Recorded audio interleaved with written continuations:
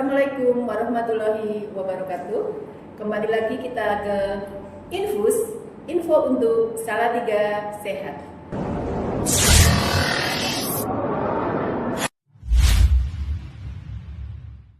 Ya, Sobat Salsa, kesempatan kali ini kita akan membahas tentang penyakit hepatitis bersama Pak Wahyu dan Mbak Eta ya.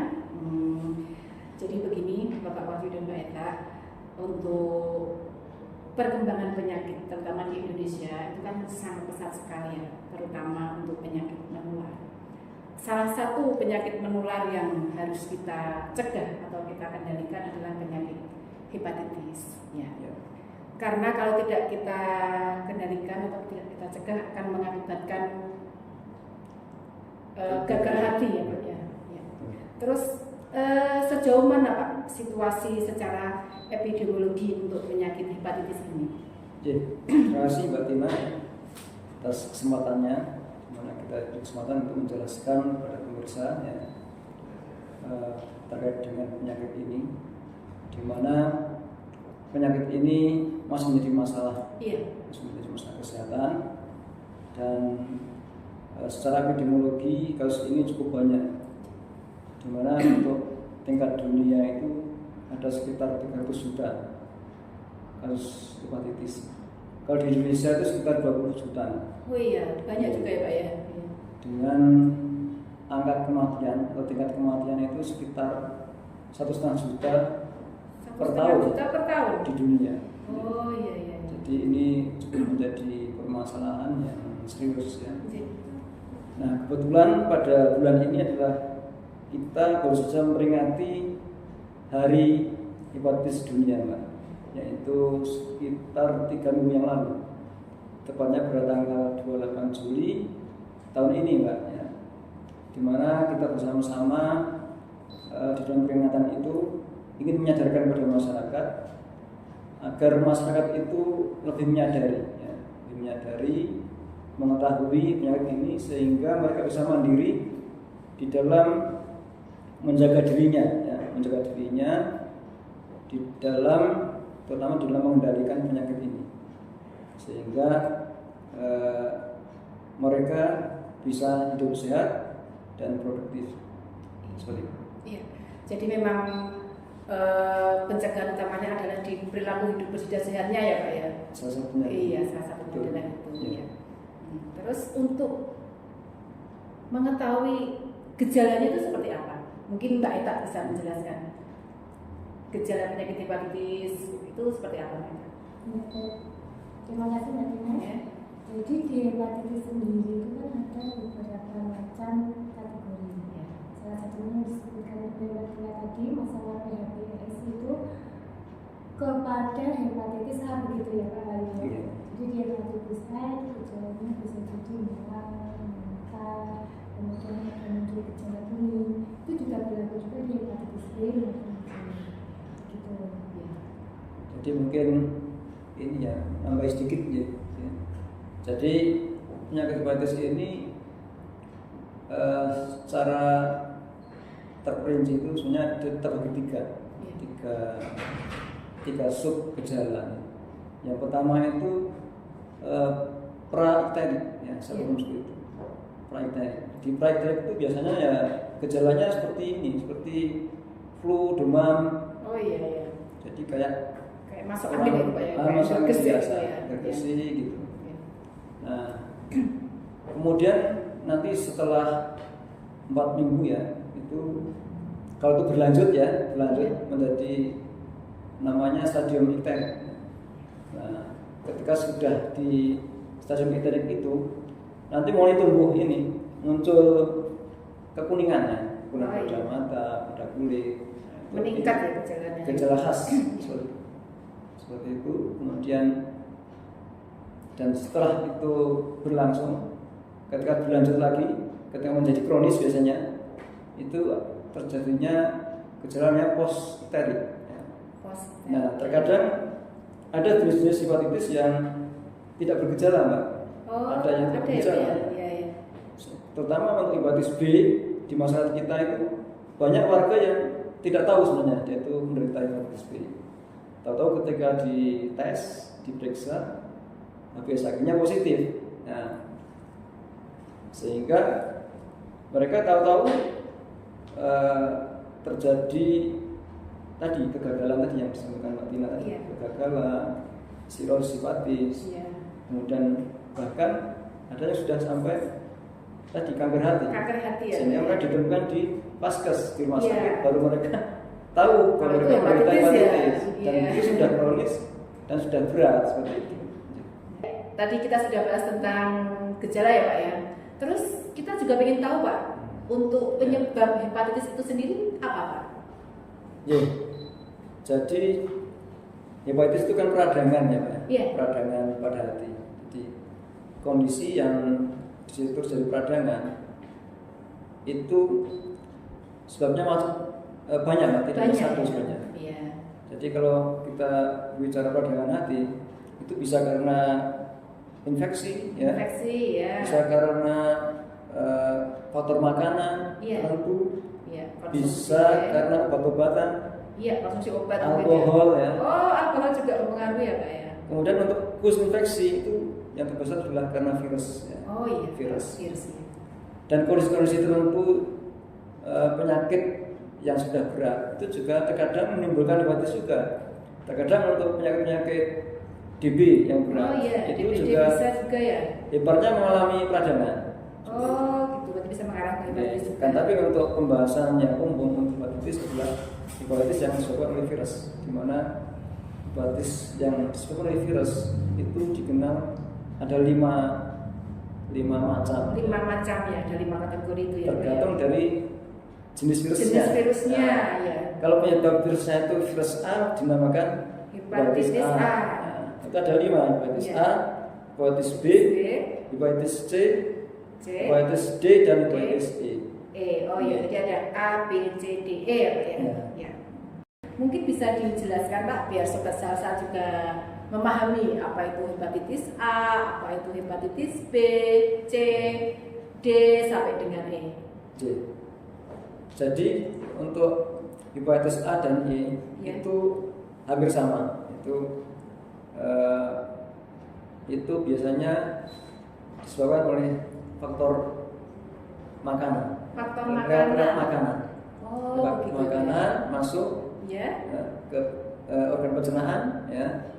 Nah, itu virus masuk di situ. Lewatnya situ ya. Sehingga dibutuhkan personal hygiene yang bagus ya. Untuk menghindari itu. Sedangkan untuk hepatitis B, C dan D itu harus parenteral, harus melalui cairan tubuh. Artinya adanya cairan tubuh yang masuk ke seorang. Cairan tubuh bisa darah, bisa ini cairan-cairan spread atau mungkin mohon maaf seperti sperma, cairan vagina. Nah itu bisa ya mengarah ke hepatitis gitu Pak ya. Sumbernya di situ, sumbernya di situ, sehingga apabila terjadi paparan oleh itu cairan itu ke seorang, maka seorang bisa tertular untuk hepatitis B, C dan D. Sedangkan untuk yang hepatitis A dan E dari itu faktor makanan dari fekal oral. Dari karena personal hygiene yang jelek sehingga mereka terkontaminasi dari makanan yang kurang higienis seperti itu. Jadi kadang tanpa kita sadari ya Pak ya, kita bisa kena hepatitis itu karena memang karena personal hygiene yang kurang, yang kedua karena mungkin kurang hati-hati tadi yang B, C, D tadi ya, karena dari cairan apa tadi sudah bawah itu tadi. Jadi begitu sobat salsa, jadi memang kita harus mencegah untuk penyakit hepatitis ini jangan sampai nanti kita bisa terkena. Ya, sobat salsa, tadi sudah kita tahu ya cara penularan hepatitis itu bagaimana. Kita sekarang Mbak Eta, coba sobat salsa dijelaskan bagaimana cara kita untuk mencegah biar kita tidak terkena hepatitis. Yang pertama mungkin di hepatitis A ya. Di hepatitis A kita seharusnya kan CTPS itu wajib ya. Cuci tangan pakai sabun sebelum sesudah atau sebelum melakukan aktivitas, sesudah melakukan aktivitas selalu CTPS wajib. Iya. Yang kedua yaitu mari hindari untuk berhubungan seksual bebas. Ya, itu ya seksual bebas ya sobat salsa ya.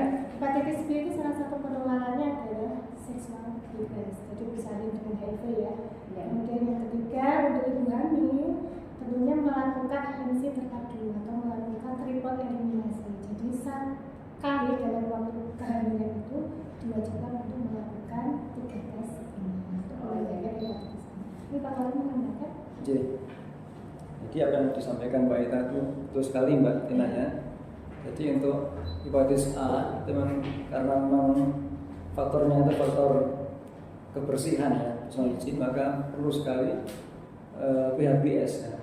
PHBS ini sangat penting dalam kita mencegah tidak tertular penyakit hepatitis A. Kemudian juga faktor lingkungan sangat penting, faktor lingkungan ya, di mana masyarakat harus tidak sembarangan ketika buang air ya, terutama ketika buang air besar ya, harus pada tempatnya lah. Jangan sembarangan. Ya, tidak boleh bukan yang BABS yang air besar. Sedangkan untuk yang hepatitis B, C itu kita harus hati-hati, terutama untuk petugas nakes ya. Petugas nakes ini sangat berisiko ya, karena sehariannya mereka berinteraksi dengan pasien ya, sehingga potensi untuk kontak dan terkadang mereka harus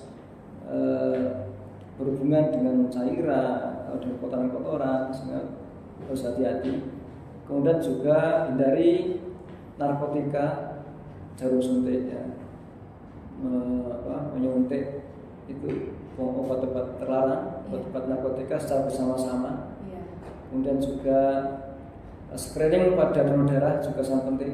Jadi penapisan pada donor darah harus dilakukan screening dulu, betul-betul di screening, betul-betul darah yang akan didonorkan itu betul-betul terbebas dari hepatitis B. Jadi, kemudian tidak kalah penting untuk menghindari adalah vaksinasi ya.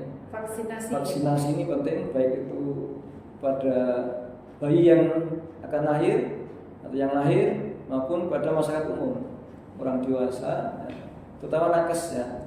Kesehatan paling utama sekali ya. lagi nakes itu sangat berpotensi untuk terpapar virus ini. Iya.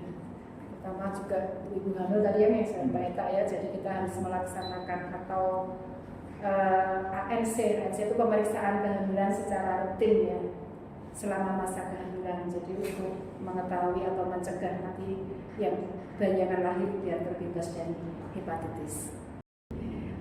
Ya Pak Wahyu, kadang-kadang kita di masyarakat itu ya kan ada yang rumor atau kadang tetangga itu takut, oh itu Pak Budi itu ternyata sakit hepatitis.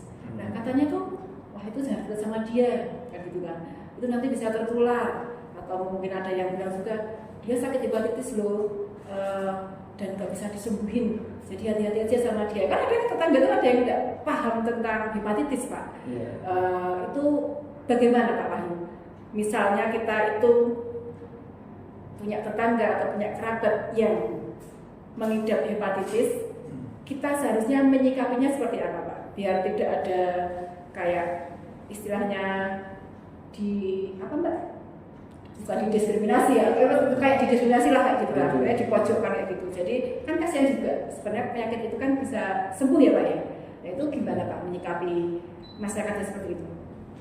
Terima kasih Mbak Tina ya. Jadi memang di masyarakat sering terjadi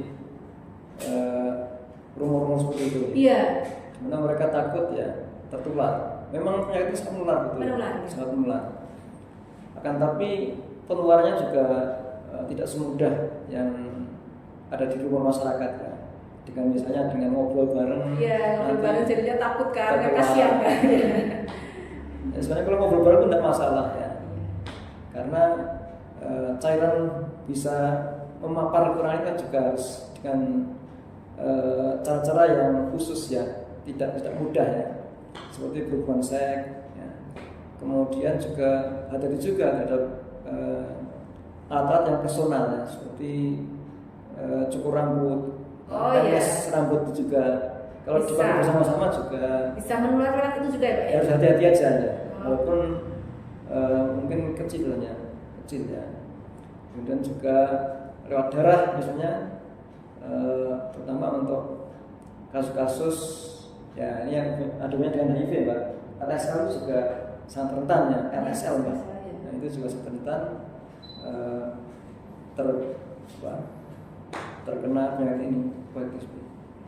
Jadi di masyarakat tidak usah takut ya ketika mereka ada yang hepatitis, tapi sebenarnya dipastikan dulu ya, masyarakat memastikan kontrol kesehatan, cek kesehatan apakah dia itu betul-betul positif HIV, hepatitis atau tidak ya.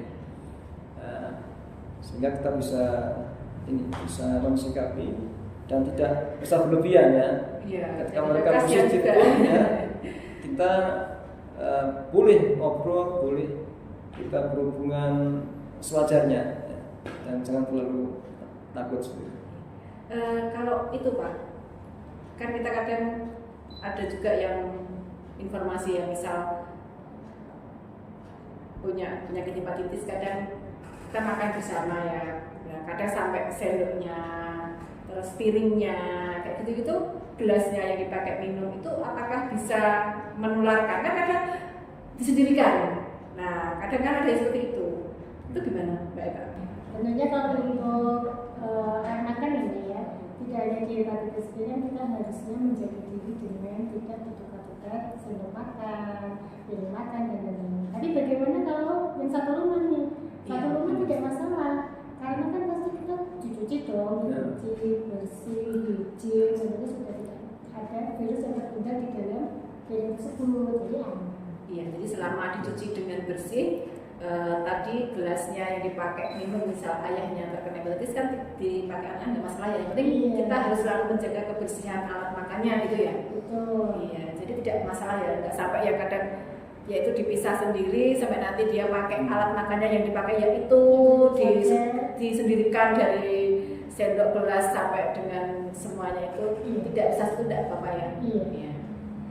Ya, Sobat Salsa, jadi tadi sudah jelas kan dari Pak Wahyu dan Mbak Eta, untuk misal kita ada penderita atau kerabat atau masyarakat yang menderita hepatitis, kita tidak perlu khawatir secara berlebihan. Kita yang utama adalah menjaga personal hygiene kita. Yang paling utama itu misal peralatan yang Pak ya, apa namanya tadi? Yang langsung berhubungan dengan pribadi, misalnya jarum suntik, alat cukur, sikat gigi lah, itu memang tidak boleh digunakan secara bersama atau bergantian dari penderita hepatitis. Tapi misalnya untuk alat makan, asalkan dicuci dengan bersih, nah itu sudah tidak masalah ya Pak ya. Terus sekarang gimana dengan upaya pengendaliannya Pak dari pemerintah ataupun yang sudah diprogramkan untuk hepatitis ini? Oke, baik. Jadi program pengendalian penyakit ini ya berdasarkan Permenkes nomor 53 tahun 2012 itu program pengendalian hepatitis harus komprehensif. Harus komprehensif ya Pak ya. Mulai dari promotif, ya, preventif, kuratif, serta tata laksana harus komprehensif. Dimana di dalam preventif kita berupaya untuk mencegah penyakit ini, mencegah untuk seperti hepatitis A, E itu harus dengan PHBS. Dengan PHBS yang bagus, personal hygiene yang bagus, ya. Kita insya Allah bisa terhindar dari hepatitis A. Karena hepatitis A ini bisa menyebabkan KLB. Ya. Oh iya. Bisa KLB, bisa luar biasa ya. Bisa menjadikan KLB. Nah, kasusnya bisa ini dalam waktu dekat karena sifatnya akut. Langsung sifatnya akut ya. Akut dan cepat berkembang. Tapi juga nanti akan tuntas dengan cepat juga. Oh ya, jadi langsung KLB akut terus nanti bisa tuntas juga. Seperti itu. Kemudian untuk hepatitis B, terutama hepatitis B ini sangat berbahaya karena hepatitis B ini di Indonesia cukup banyak Pak. Cukup banyak. Ya, dibanding dengan hepatitis C, D, paling banyak adalah hepatitis B. Di mana hepatitis B ini sering menjadikan kronis ya, dan bisa menyebabkan komplikasi sehingga kita perlu waspada ya dengan upaya secara regulasi, secara kebijakan untuk menurunkan prevalensi, kemudian juga menurunkan angka kematiannya, serta tata laksana harus standar sesuai standar yang ditetapkan ya Pak ya.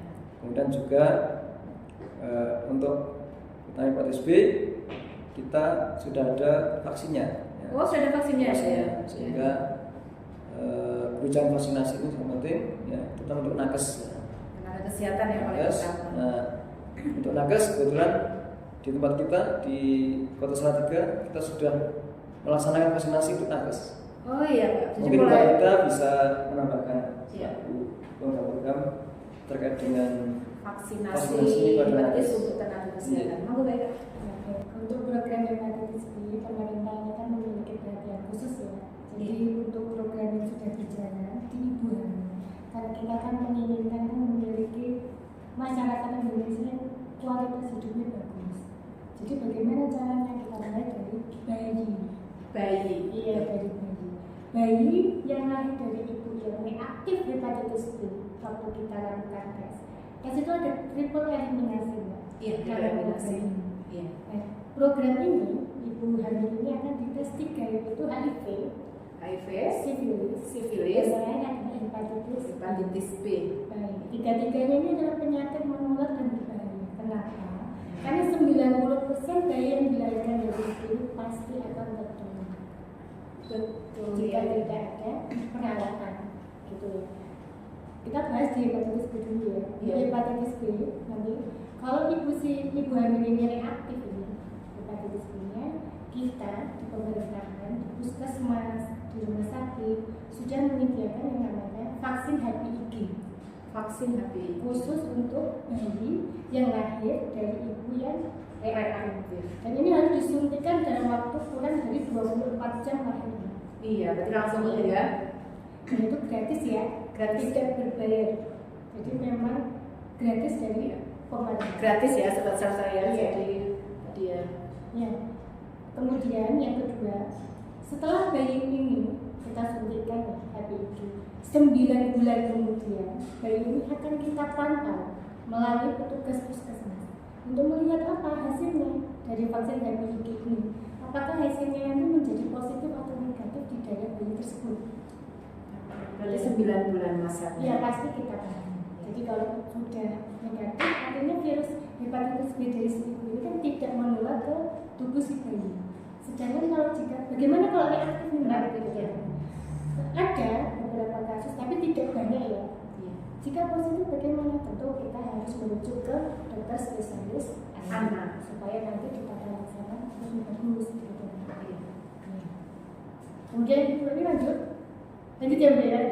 Kita ke program terbaru di hepatitis yaitu imunisasi untuk tenaga kesehatan. Ini dimulai di tahun 2024. Berarti baru ya Mbak ya? Saya juga baru dengar sekali. kali ini ya ada vaksinasi untuk tenaga kesehatan 2024. Jadi peruntukannya untuk nakes atau tenaga kesehatan di mana saja? Peruntukannya untuk tenaga kesehatan di seluruh Indonesia, tidak terkecuali yang ada di Kota Salatiga. Jadi untuk program ini kita beruntung sekali karena di tahun-tahun sebelumnya belum ada memang. tenaga kesehatan. Ini baru terjadi ini di tahun ini kita sudah laksanakan. Jadi kita memvaksinasi tidak hanya untuk instansi pemerintahan saja, jadi untuk Swasta juga. rumah sakit swasta juga. Bahkan juga. swasta pun juga Oh kita iya, jadi semua ya, Semua. semua tenaga kesehatan tanpa terkecuali ya. Iya, dan itu Tidak. ada biaya. Iya, jadi semua gratis dari pemerintah. Karena untuk melindungi tenaga kesehatan juga ya, karena mereka itu yang setiap hari kontak atau terpapar dengan pasien ya. Karena ada pasien kan nggak tahu ternyata ada pasien hepatitis di situ seperti itu ya. Berarti bagus sekali ya program pemerintah ini ya. Jadi baru tahun ini ya diluncurkan ya. Iya betul. Di Salatiga gimana Mbak? Sudah semua nakesnya untuk sampai dengan bulan ini sudah semua nakes divaksinasi atau bagaimana? Alhamdulillah seluruh nakes di kota Salatiga baik di pemerintah ataupun swasta sudah semua tervaksin, kecuali tentu saja kriteria misalnya ibu hamil Ya, atau sudah nakes sakit. nakes yang hamil yang sudah sakit itu kan nanti ada perawat sendiri ya. Betul. Jadi sampai dengan bulan Agustus ini sudah semua ya Mbak ya. Sudah. Jadi pemerintah, swasta, klinik, rumah sakit baik swasta itu lab tadi Iya, ya benar. tanpa terkecuali. Oke, bagus sekali ya. Baik Sobat Salsa, sudah dijelaskan panjang lebar ya oleh Pak Wahyu dan Mbak Eta. Ini ahli-ahlinya penyakit menular khususnya hepatitis nih Mbak Eta ini. Jadi begitu tadi Sobat Salsa, kita tahu bahwa hepatitis itu bukan suatu penyakit yang menakutkan, ya kan?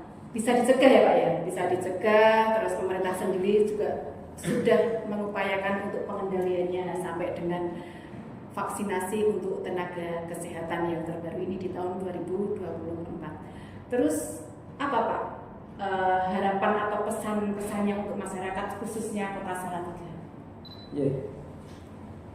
Untuk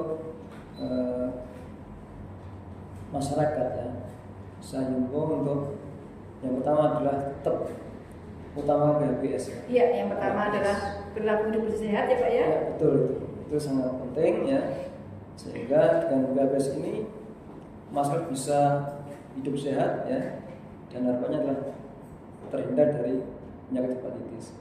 Kemudian masyarakat hanya selalu kontrol Yang kedua ya. atau check up lah, medical Iya, check up check up secara untuk rutin ya. mendeteksi dirinya ya, Iya. terhadap penyakit ini, karena orang bisa tahu penyakit ini ketika sudah diperiksa penyakit ini ya. Kita sudah ada ya di vaskes, di puskesmas, di rumah sakit sudah tersedia layanan untuk Jadi cek semua pemeriksaan hepatitis ya, sudah jadi ada. semua yang puskesmas, rumah sakit semua sudah ada ya Pak ya. Sehingga ini sangat penting untuk masyarakat untuk melakukan check up atau pemeriksaan kesehatan. Kemudian masyarakat hendaknya hati-hati dengan seperti perilaku-perilaku yang seperti seks bebas ya, hindari. Kemudian juga menghindari narkotika jarum suntik ya. Jarum suntik, seks bebas ya. Seks bebas, narkotika jarum suntik ya. Kemudian juga masyarakat untuk melakukan vaksinasi. Ini sangat penting. Vaksinasi. Jadi dengan vaksinasi otomatis akan dicek dulu ya, dicek dulu HbA1c-nya ya. HbA1c yang dicek. Kalau masih negatif, melakukan vaksinasi. Seperti itu. Monggo Mbak Ita mungkin bisa menambahkan. Khususnya mungkin untuk ibu hamil, mari silakan untuk ibu hamil yang memeriksakan diri ke dokter spesialis kandungan ya. Jangan ragu untuk datang ke puskesmas minimal 1 kali saja, lakukanlah AMC terpadu. Begitu. Yang kedua, silakan kalau untuk ibu yang memiliki AB ya, pasangannya diajak sekalian untuk dites ya. Jadi tidak hanya ibunya saja, tapi harus suaminya juga. Iya, supaya nanti bisa diobati lebih lanjut jika ditemukan juga pasangannya reaktif. Iya. Kemudian menambahkan Mbak Tina, Ya.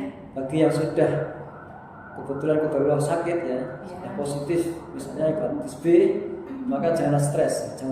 Ya. Jangan menjadi ketakutan ya, takut sendiri Takut ya. yang luar biasa, kan tapi kontrollah ke rumah sakit ya. Kita sudah menyediakan sarana medis ya, di rumah sakit sudah Lengkap ya Pak ya. lengkap, sudah ada pelayanan untuk pengobatan hepatitis ya. Dimana kalau kontrol sudah teratur ya, insya Allah bisa disembuhkan. Terima kasih Pak Wahyu dan Mbak Eta, penjelasannya yang begitu lengkap ya. Jadi memang ini adalah salah satu penyakit menular yang kemarin kita itu kadang ini tuh penyakit hepatitis itu pada takut gitu kan ya. Begitu tadi Sobat Salsa untuk podcast kita kali ini, mari kita jaga perilaku hidup bersih dan sehat agar kita selalu terhindar dari penyakit. Sampai jumpa di podcast selanjutnya. Wassalamualaikum warahmatullahi wabarakatuh.